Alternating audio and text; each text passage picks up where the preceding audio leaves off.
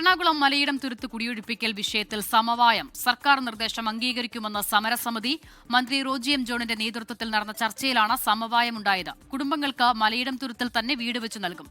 വീടുകളുടെ നിർമ്മാണം പൂർത്തിയാകുന്നതുവരെ പ്രദേശവാസികളെ കുടിയൊഴിപ്പിക്കില്ലെന്നും മന്ത്രി വ്യക്തമാക്കി. ഗവൺമെന്റ് ഇവരുടെ മുന്നിൽ വെച്ച ഒരു നിർദ്ദേശം, എല്ലാ വശങ്ങളും പരിശോധിച്ച് അവരുടെ മുന്നിൽ വെച്ച നിർദ്ദേശം, ഈ തർക്കഭൂമിയിൽ തന്നെ 5 സെന്റ് ഭൂമി ഈ ഓരോ കുടുംബങ്ങൾക്കും കൊടുക്കാനും അതോടൊപ്പം അതിനാവശ്യമായിട്ടുള്ള വഴി പൊതുവഴിയായിട്ട് പഞ്ചായത്ത് വഴിയായിട്ട് ലഭ്യമാക്കാനും അവർ നൽകുന്ന ഈ ഭൂമിയിൽ അവർക്ക് ഈ കുടുംബങ്ങൾക്ക് കയറി കിടക്കാൻ സാധിക്കുന്ന തരത്തിൽ 1000 സ്ക്വയർ ഫീറ്റിൽ കുറയാത്ത ഒരു വീട് അത് ഗവൺമെന്റ് തന്നെ മുൻകൈയെടുത്ത് ഈ ഓരോ കുടുംബങ്ങൾക്കും വെച്ചു കൊടുക്കുകയും ചെയ്യും എന്നുള്ള ഒരു നിർദ്ദേശമാണ് നമ്മൾ വെച്ചത്.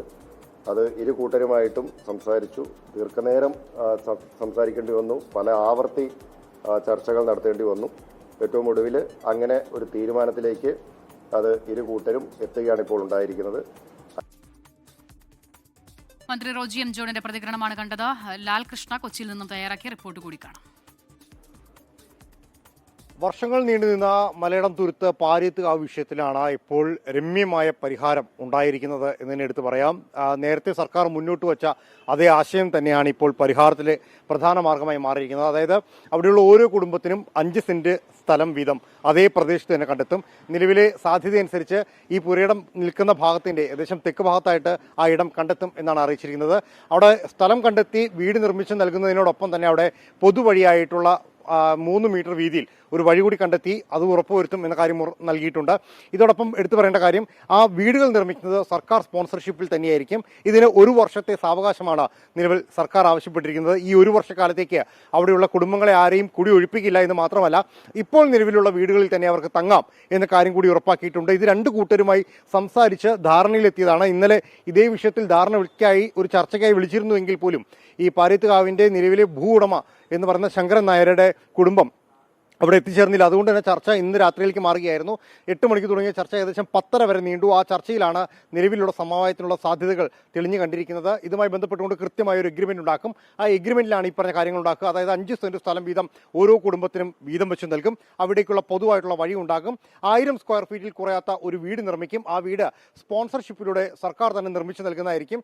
1 വർഷത്തെ സാവകാശമാണ് ഇതിനുവേണ്ടി വരിക. ഈ 1 വർഷ കാലയളവിലേക്ക് ഈ കുടുംബങ്ങളെ ആരെയും കുടിയൊഴിപ്പിക്കില്ല. ഈ നിർമ്മാണം നടക്കുന്ന സമയം മുതൽ, അതായത് ഈ കരാറുണ്ടാക്കുന്നതുമായി ബന്ധപ്പെട്ട കാര്യങ്ങൾ മുതൽ നിർമ്മാണം പൂർത്തിയാകുന്നത് വരെയുള്ള കാലഘട്ടത്തിൽ എറണാകുളം ജില്ലാ കളക്ടറേറ്റിന്റെ നിയന്ത്രണത്തിൽ അതിന് കീഴിൽ മൂവാറ്റുപുഴ RDOയും ഒരു DYSP ഉദ്യോഗസ്ഥനെയും ചാർജ് കൊടുത്തുകൊണ്ട് ഇവിടുത്തെ ക്രമസമാധാന പ്രശ്നങ്ങൾ, നിർമ്മാണ പുരോഗതികൾ എന്നിവ വിലയിരുത്തുകയും ചെയ്യും. അത് സർക്കാരിന് ഭാഗമായി തന്നെ ജില്ലാ കളക്ടർ നേരിട്ട് മോണിറ്റർ ചെയ്യുകയും ചെയ്യും എന്നുള്ളതാണ്. ഇരു കൂട്ടർക്കും ഇതുമായി ബന്ധപ്പെട്ടുകൊണ്ടുള്ള ചില നഷ്ടങ്ങളോ മറ്റു കാര്യങ്ങളോ ഉണ്ടാകാം. പക്ഷേ സമവായം എന്ന രീതിയിൽ ഇരു കൂട്ടരും ഇതുമായി ബന്ധപ്പെട്ട കാര്യങ്ങൾ സമ്മതിക്കുകയായിരുന്നു എന്നുള്ളതാണ് മന്ത്രി റോജി എം ജോൺ പറഞ്ഞിരിക്കുന്നത്. തിങ്കളാഴ്ചയ്ക്കുള്ളിൽ തന്നെ ഇതുമായി ബന്ധപ്പെട്ട എഗ്രിമെന്റ് പൂർത്തിയാക്കി പെരുമ്പാവൂർ കോടതിയിൽ തൊട്ടടുത്ത ദിവസം തന്നെ സമർപ്പിക്കുകയും ചെയ്യും. അതുവരെ ഈ വിഷയവുമായി ബന്ധപ്പെട്ടുകൊണ്ട് മറ്റ് പ്രശ്നങ്ങൾക്കോ കാര്യങ്ങൾക്കോ സാധ്യതയില്ല എന്ന് പറയുന്നുണ്ട്. സമരസമിതിയും ഈ ആവശ്യങ്ങൾ പൂർണ്ണമായി അംഗീകരിച്ചു എന്ന് പറയുന്നുണ്ട്. സമരസമിതിയുടെ വിജയമാണ് ഇത് എന്ന് അവരും അവകാശപ്പെടുന്നു. രമ്യമായി പ്രശ്നം പരിഹരിക്കപ്പെട്ടതിലുള്ള ആനന്ദവും അവർ മറച്ചുവെക്കുന്നില്ല. എന്താണെങ്കിലും നാൾക്ക് നാൾ നീണ്ടുനിന്ന വലിയ സംഘർഷഭരിതമായ സാഹചര്യങ്ങൾ നിലനിന്നിരുന്ന ഒരു പ്രശ്നത്തിനാണ് ഇപ്പോൾ പരിഹാരമായിരിക്കുന്നത്.